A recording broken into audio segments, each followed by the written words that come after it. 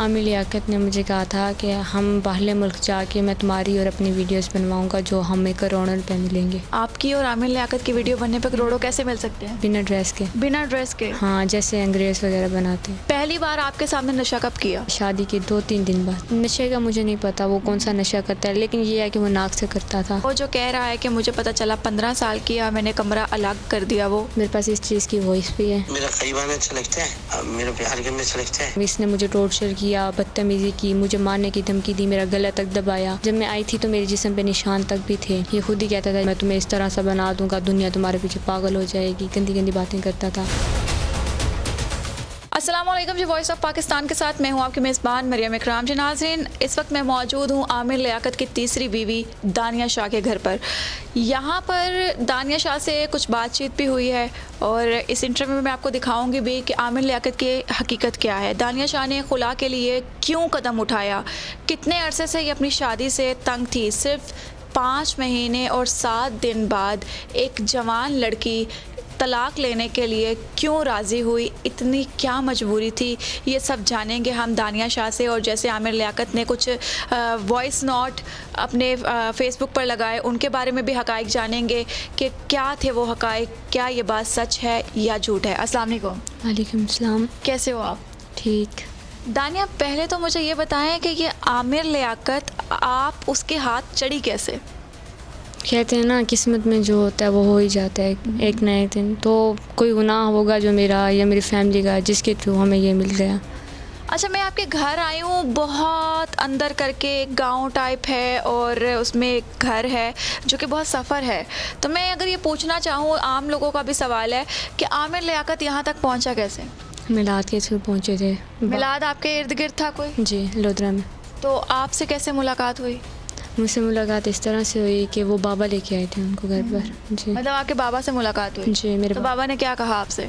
बाबा ने कहा कि भाई, बाबा को उन्होंने मतलब अपने झांसे में फांसा गलत गलत बातें करके कि मैं इस तरह का बंदा हूँ, मेरी बीवियों ने मुझसे धोखा वगैरह किए और मैंने बहुत ऐसी मैं अपनी शादी के लिए एक लड़की ढूंढ रहा हूँ। तो बाबा ने कहा कि तुम नशे वगैरह तो नहीं करते? तो इसने कहा मैं कसम खाता हूँ मैं कोई नशा नहीं करता।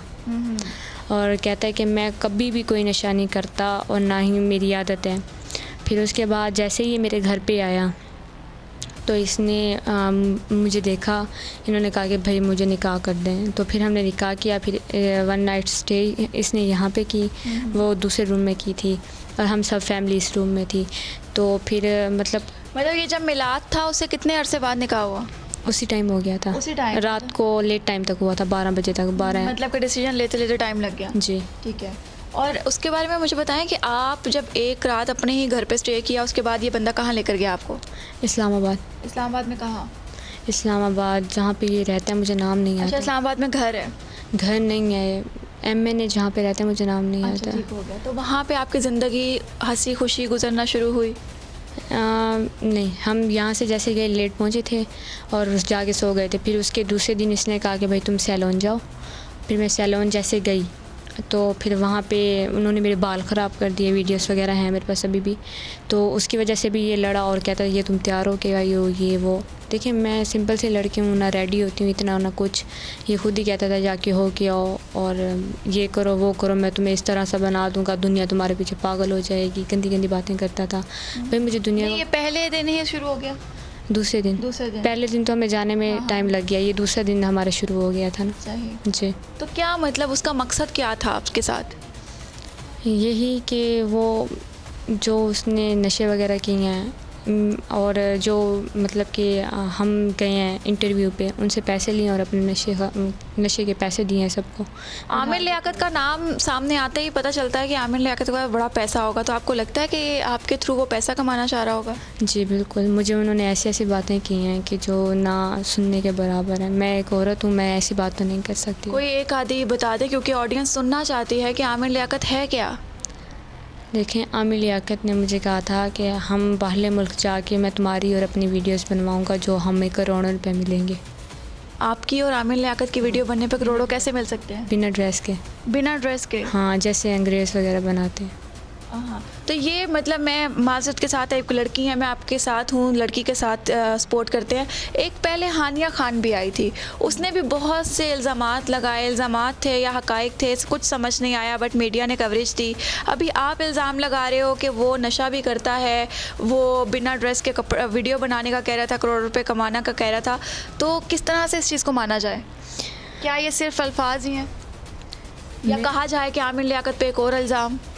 नहीं, ये इल्ज़ाम नहीं है। कौन सी औरत अपने ख़ावंद के लिए ये सब कहेगी? जब उसको मजबूर किया जाता है तो औरत अपने हक़ के लिए आवाज़ उठाती है, हर औरत उठाती है। मैं नहीं, हर औरत गैरत के और इज़्ज़त के ऊपर आ जाए ना तो हर औरत की गैरत उठती है। ये नहीं कि मर्द की उठती है, औरत की भी गैरत होती है एक। तो आप ये कहना चाह रहे हो कि आपको वो सही तरह से अच्छा खासा दिखाने के बाद वो वीडियोस बनाना चाहता था आपके साथ, तो ये बात उसने कितने अरसे बाद शादी के की?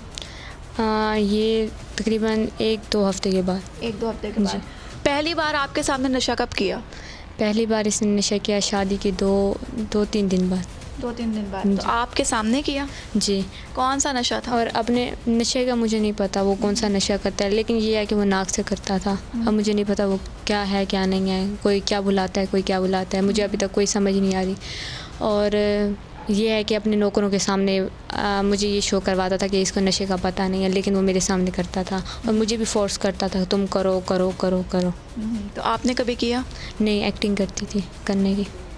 क्या मतलब? मतलब कि वो कहता था तुम करो, लेकिन मैं अगर नहीं करती ना, मतलब कि ये कहता है कि तुम नशा नहीं करोगी तो मैं छोड़ दूंगा, क्योंकि ज़ाहिर सी बात है मेरी अभी शादी हुई थी और मुझे अपनी इज़्ज़त बचानी थी, शादीशुदा थी मैं। मेरी वो कुंवारियों वाली ज़िंदगी तो नहीं, अब जो धब्बा लगना था वो तो लग चुका था ना।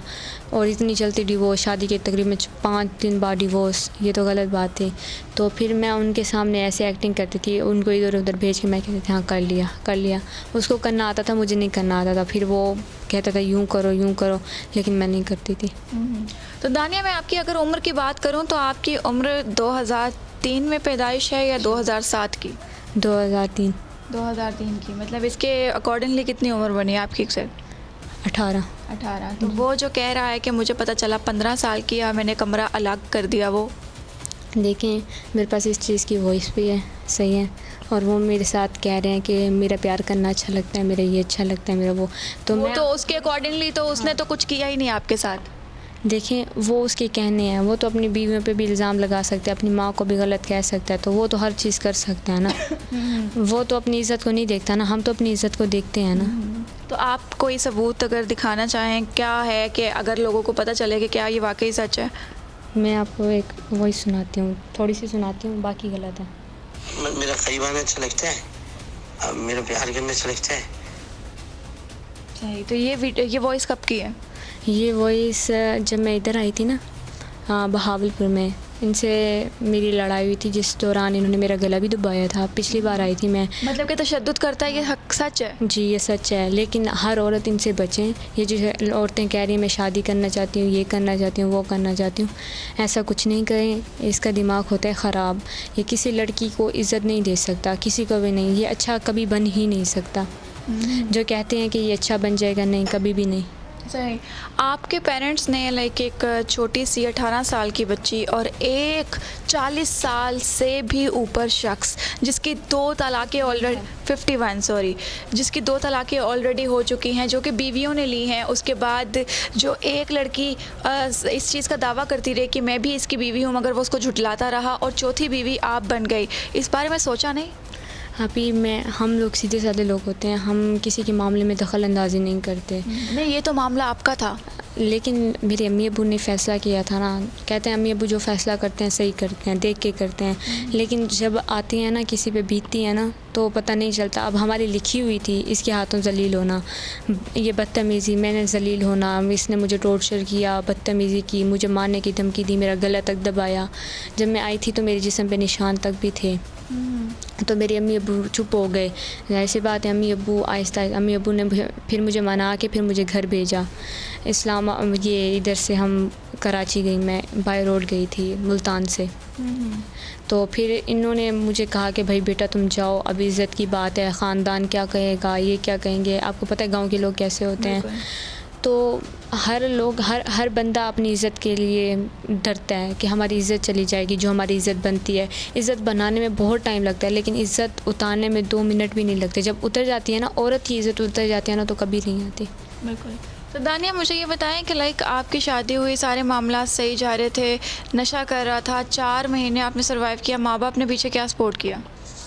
माँ बाप पहले सपोर्ट नहीं करते थे। माँ बाप ने कहा था कि भई अभी तुम जाओ, तुम गुज़ारो, और मतलब हम इसको अच्छा करेंगे, हम इसको बैठ के समझाएंगे कि तुम कोई नशा नहीं करो, तुम इससे मतलब प्यार से इससे बात करो, ये बच्ची है, हमने इसको लाड प्यार से पाला है, हमने आज तक अपनी किसी बेटी पे हाथ नहीं उठाया, क्योंकि बेटियों पे हाथ हम उठाते भी नहीं हैं।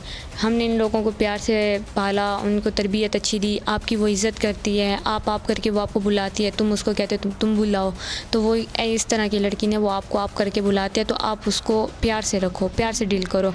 आप प्यार नहीं दोगे तो ज़ाहिर सी बात है कोई लड़की आपके पास नहीं ठहरेगी। बिल्कुल।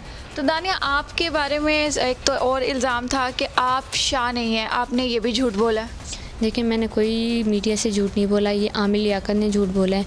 वो मुझे शाह बना रहा था। हमने उसको पहले ही सब कुछ बताया था कि भाई ये है, कल को दुनिया को पता चला तो मेरी बदनामी होगी, आपका तो कुछ नहीं जाएगा। तो उसने कहा कुछ नहीं होता, कुछ नहीं होता, मैं हूँ मैं हूँ मैं हूँ। तो मैंने उनको कहा कि भाई जो मेरा नाम है आप उसी नाम से रखें ना, मैं शाह नहीं बुलवाती, मैंने आज तक शाह नहीं। शाह तो सैयद बुलाना सही नहीं है, शाह हर किसी को लगा दो, कोई बात नहीं है, लेकिन सैयद नहीं बुलाना। मैं सैयद नहीं हूँ, मैं मलिक हूँ, मैं सैयद नहीं हूँ। अच्छा, आप लोग मलिक हैं? जी। तो शाह आपको उसने बनाया था? जी, उसने बनाया था। सही। दानिया, आपने खुला तो सैयद बनाया था। सैयद बनाया जी। था। अच्छा, तो आपने जो खुला का दावा किया है, आपने खुला के लिए नोटिस भी भिजवा दिया है, उसके साथ साथ आपने एक कोठी, गाड़ी, बाकी चीज़ें मिलाकर 11 करोड़ 51,50,000 पूरा आपका जो बनता है कि मुझे ये चाहिए। तो ये सब लोग कहते हैं कि जी आप लालची हैं, या फिर आपने ये दावा किया है 4 महीने के अंदर अंदर विदाउट इन्वेस्टमेंट आपने इतना प्रॉफिट ले लिया। इसके बारे में क्या कहेंगी? देखिए, जब मेरी इसके साथ शादी थी ना, मुझे काफ़ी लोगों ने कहा था कि तुम अपनी बनाओ चीज़ें, लेकिन मैंने नहीं बनाई। मुझे पता था लोग इल्ज़ाम लगाएंगे, सब कुछ करेंगे।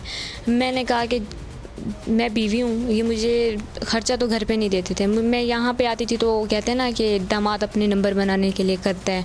तो जब मैं यहाँ आती थी ना, तब ये मुझे पैसे देता था और देता था। फिर मैं बीवी हूँ, ज़ाहिर सी बात है, और जो मुझसे इंटरव्यू करवाता रहा उनसे भी पैसे लेता रहा है, 4-4 3-3 लाख लेता रहा है। तो इसका ये मतलब नहीं कि मैं उसकी खा रही थी, इसका ये मतलब था कि मैं मीडिया में अपनी इज़्ज़त दे के और ख़ुद की खा रही थी। मुझे ऐसे लग रहा था, फ़ील हो रहा था, लेकिन मैं क्या करती। अभी आपका क्या मकसद है? अभी मेरा ये मकसद है कि मैं उनसे डिवोर्स ले लूँ। मुझे उनसे ना कोई पैसे चाहिए, ना मुझे 11 करोड़ चाहिए, ना उसका 1 रुपया चाहिए। हक महर भी उसने नहीं अदा किया था, वो भी मुझे नहीं चाहिए। हक महर आपका 2.5 लाख लिखा हुआ है, वो तो आपका हक है। देखिए, जो हक होता है ना, वो पहले दे दिया जाता है, बाद में नहीं दिया जाता। वो मौके पे ही देते हैं, हर खावन देता है, हाथ लगाने से पहले देता है, लेकिन उन्होंने नहीं दिया तो अब कोई फ़ायदा नहीं है मेरा लेने का। तो दानिया, आपके पास जो वीडियोस हैं नशा करते हुए या कुछ ऐसे प्रूफ्स हैं, क्या आप उनको शो करवाना चाहेंगी मीडिया पे? नहीं, मैं सिर्फ़ और सिर्फ अभी मैं ये करना चाहती हूँ कि मैं जो भी बात हो अदालत में हो, मेरी मीडिया में कोई ऐसी वैसी बात ना हो। जी, ठीक है जी। नाज़रीन, ये हमारे साथ दानिया शाह मौजूद थी, जिनके बारे में जो आमिर लियाकत हैं वो गलत बातें भी कर रहे हैं। वॉइस नोट भी इनके मीडिया पर इन्होंने नशर किए हैं। उसके अलावा इस चीज़ का दावा किया है कि इनका गलत लड़कों के साथ गलत रिलेशन भी थे, और ये पहले भी शादी से यही काम करती थी, जिस वजह से मैंने इनको छोड़ना चाहा था, जो कि इन्होंने खुद ही खुला के लिए दायर कर दिया है। और आप लोग अपनी कीमती राय से आगाह कीजिएगा कमेंट सेक्शन के अंदर। अभी तक के लिए मुझे दीजिए इजाज़त। अल्लाह हाफ़िज़।